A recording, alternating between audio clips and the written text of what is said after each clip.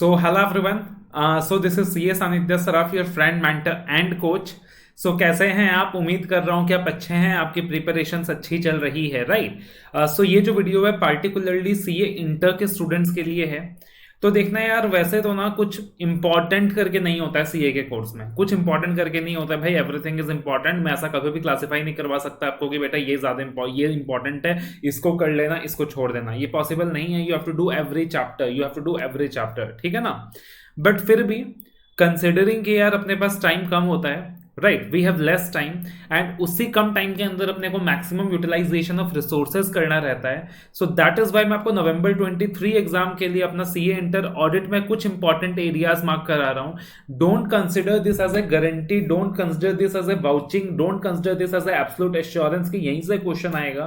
Probability है कि हाँ, this are good areas, this are important areas. काफी रिसर्च करके, एमटीपी वगैरह देखकर, आरटीपी वगैरह देखकर, पास पेपर्स वगैरह देखकर ये जो लिस्ट है मैंने तैयार किया है। तो प्रोबेबिलिटी है कि क्वेश्चंस यहां से आपको देखने को मिल सकता है। मैक्सिमम क्वेश्चंस हो सकता है कि आपको इन्हीं एरियाज में देखने को मिले, right? But again as I told you कि कोई गारंटी नहीं है, कोई एब्सोल्यूट एश्योरेंस नहीं है कि क्वेश्चंस यहीं से आने वाला है। ये जो पार्टिकुलर लिस्ट है सिर्फ आपको रेफरेंस के तौर पे शेयर कर रहा हूं मैं कि जब आप पढ़ाई कर रहे हो भाई, तो इन टॉपिक्स पे थोड़ा ज्यादा फोकस कर लीजिएगा। इन टॉपिक्स को पहले कर लीजिएगा। बाकी टॉपिक्स को 2 बार रिवाइज कर रहे हो तो इनको 3 बार रिवाइज कर लीजिएगा। This is the simple objective, ठीक है ना? Important areas for November 23 examination. तो देखो, अपना जो कंपनी ऑडिट का चैप्टर है, अपना तो जो सर कंपनी ऑडिट का चैप्टर है, इसमें आप 4 सेक्शंस मार्क कर लीजिए। सेक्शन 139, सेक्शन 141, सेक्शन 143 एंड एक सेक्शन और मार्क करा रहा हूँ 138। ये 4 सेक्शंस मार्क कर लीजिए सर कि ये जो 4 सेक्शंस है ये अपने एग्जाम्स के लिए बहुत ज्यादा इंपॉर्टेंट है for the upcoming November 23 examinations, ठीक है? उसके बाद कारो 20 का जो टॉपिक है वो पूरा का पूरा ही बहुत इंपॉर्टेंट है, क्योंकि उससे एक क्वेश्चन आएगा ही आएगा। बट फिर भी मेरे को लगता है कि सर जो एप्लीकेबिलिटी का पार्ट है ना, उससे कुछ समय से क्वेश्चन नहीं आया है। तो एप्लीकेबिलिटी का जो पार्ट है सर, एप्लीकेबिलिटी का पार्ट एक आपको एग्जाम में देखने को मिल सकता है। प्लस कारो के अंदर सर जो एक फ्रॉड वाला पॉइंट है, कारो के अंदर सर जो एक फ्रॉड वाला पॉइंट है, जो क्लॉज नंबर 11 है अपना, ये आपके लिए थोड़ा ज्यादा इंपॉर्टेंट हो सकता है सर। क्लॉज नंबर 3 जो है that can be very very important. Clause number 7 जो है sir that can be very very important, जो अपना स्टेट ड्यूज का क्लॉज है, ठीक है ना? जो अपना स्टेट ड्यूज का क्लॉज है। उसके अलावा क्लॉज नंबर 9 जो है सर की कंपनी क्या कर रही है सर, रिपेमेंट में डिफॉल्ट कर रही है, तो वो जो पार्टिकुलर क्लॉज है सर वो भी बहुत ज्यादा इंपॉर्टेंट है। उसके अलावा सर जो गोइंग कंसर्न का क्लॉज है अपना, क्लॉज नंबर 19, जो गोइंग कंसर्न का क्लॉज अपना सर, क्लॉज नंबर 19, ये भी अपने एग्जाम के लिए बहुत ज्यादा इंपॉर्टेंट हो सकता है। तो this can be some of the important areas inside CARO 2020 as well. उसके बाद सर स्टैंडर्ड्स की बात करें तो कुछ स्टैंडर्ड्स मैंने मार्क करे हैं जो आपके लिए बहुत ज्यादा इंपॉर्टेंट है एग्जाम्स पर्पस के लिए। ऐसे 200 जो बेस स्टैंडर्ड है अपना, 210, 220, 240, राइट, 240। ऐसे 300, 315, 320, 501, 510, 520, 530, 560, 700, 705, 706। अब देखिएगा, इसमें कुछ प्रोजेक्शंस हैं, कुछ अजम्पशंस हैं। लास्ट अटेम्प्ट को कंसिडर किया है, अकॉर्डिंगली फ्यूचर अटेम्प्ट का हमने प्रोजेक्शंस करा है, तो अकॉर्डिंगली मैंने आपको ये स्टैंडर्ड्स मार्क कराए हैं।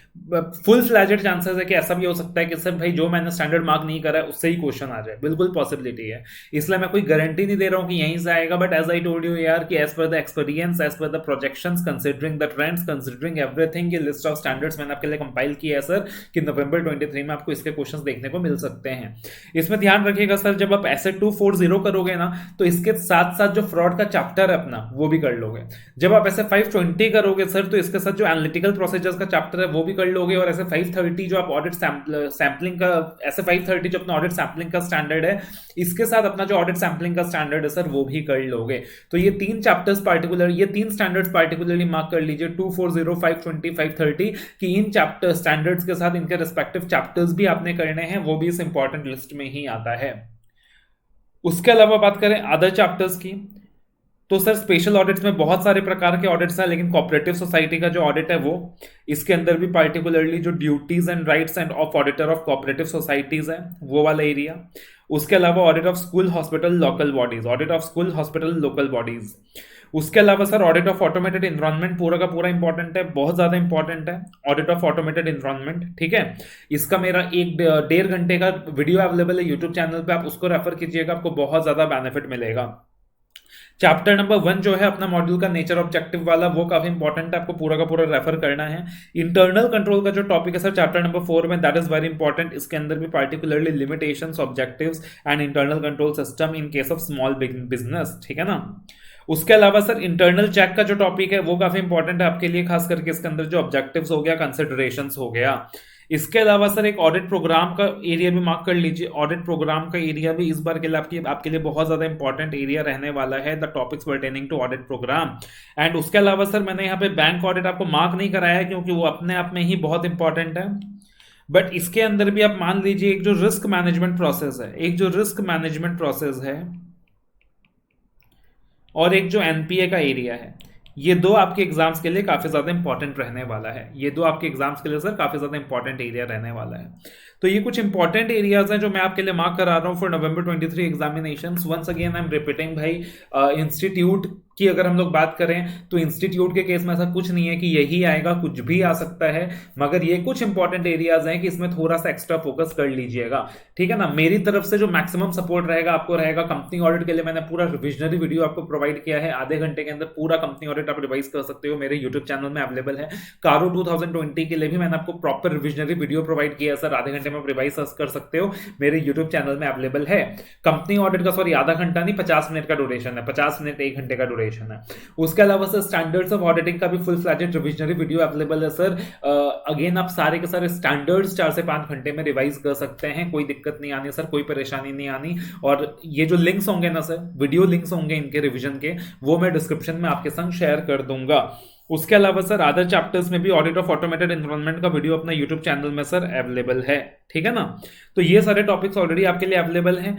बाकी काफी सारे चैप्टर्स हैं जिनके वॉइस नोट्स मैंने आपको प्रोवाइड कर रखे हैं for to facilitate quick revision, ठीक है। आपको मैंने वॉइस नोट्स प्रोवाइड कर रखा है, और वो वॉइस नोट्स आपको कहां मिल जाएगा सर, मेरे टेलीग्राम चैनल में मिल जाएगा, that is law and audit पाठशाला बाय सीए सानिध्य सराफ। तो you will get in my Telegram channel, उसका लिंक भी डिस्क्रिप्शन के अंदर दिया हुआ है। तो काफी सारे चैप्टर्स का मैंने वॉइस नोट भी प्रोवाइड कर रखा है, जिसके माध्यम से आप 10 से 12 मिनट में ही पूरा चैप्टर को रिवाइज कर सकते हैं। तो और क्या चाहिए भाई, और क्या चाहिए, गियर्ड अप हो जाओ, गियर्ड अप हो जाओ, फुल फ्लैजेड मेहनत स्टार्ट कर दो फॉर द अपकमिंग एग्जामिनेशंस, है ना। अपने माँ बाप का वो सपना याद रखो यार कि किन सपनों को देखकर उन लोगों ने तुम्हें यहाँ एनरोल कराया है, इस पार्टिकुलर सीए के कोर्स में एनरोल कराया है। माँ बाप से भर के जो खुशी है ना यार, वो दुनिया में कुछ नहीं है। जस्ट इमेजिन कि आप जब रिजल्ट्स क्लियर करोगे और उनकी आंखों में जो खुशियां होंगी, मतलब दुनिया का सबसे स्पेशल मोमेंट होने वाला है वो, राइट। एंड साथ ही साथ ऑब्वियसली यार you will achieve something very very big in life.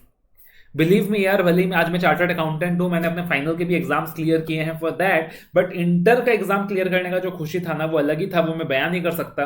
CA final clear करने पे भी उतनी खुशी नहीं मिली जितना मुझे सीए इंटर का बोर्ड ग्रुप क्लियर करने पे हुआ था। मतलब I can tell you that was very very very very special. And ये चीज आप लोग तब रियलाइज करोगे यार कि जब आप लोग एग्जाम क्लियर कर लोगे, ऐसा लगेगा मतलब दुनिया चेंज हो गया आपका, ऐसा लगेगा आप आसमानों में उड़ रहे हो जाके, है ना। It is going to be a wonderful wonderful wonderful wonderful experience. So just get geared up, है ना, फॉर द नवंबर 23 एग्जामिनेशंस। और इसके अंदर जो मेरा सब्जेक्ट है ऑडिट सर, उसके लिए मेरा फुल फ्लैजेड सपोर्ट आपके साथ है। आपको अभी भी लग रहा है सर ऑडिट में तैयारी कम है, तो अपना क्लासेस भी फुल फ्लैजेड अवेलेबल है एट www.apnamental.com। आप 80 आवर्स के अंदर कॉम्प्रिहेंसिव कवरेज कर सकते हो सर इंटर ऑडिट का मेरे संग। All the very best, love you all, take care.